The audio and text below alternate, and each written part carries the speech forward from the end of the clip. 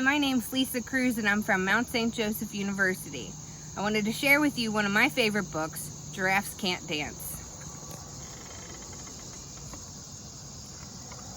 Gerald was a tall giraffe whose neck was long and slim, but his knees were awfully crooked and his legs were rather thin.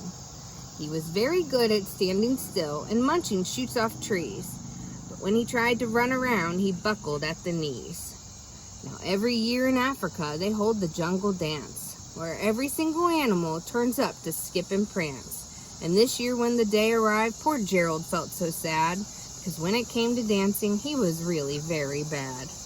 The warthogs started waltzing and the rhinos rock and rolled. The lions danced a tango that was elegant and bold. The chimps all did a cha-cha with a very Latin feel, and 8 baboons then teamed up for a splendid Scottish reel. Gerald swallowed bravely as he walked toward the floor. But the lions saw him coming, and they soon began to roar. "Hey, look at clumsy Gerald," the animals all sneered.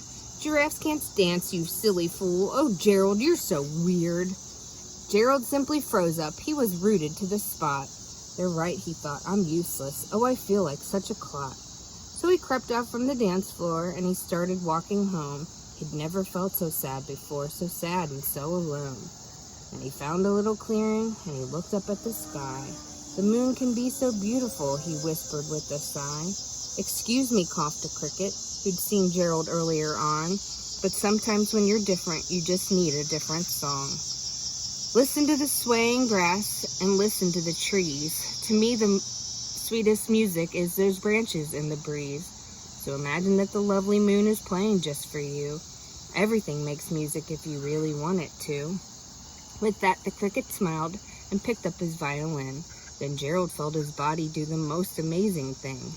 His hooves had started shuffling, making circles on the ground. His neck was gently swaying, and his tail was swishing round. He threw his legs out sideways, and he swung them everywhere. Then he did a backward somersault and leapt up in the air. Gerald felt so wonderful, his mouth was open wide. "I am dancing, yes, I'm dancing, I am dancing," Gerald cried.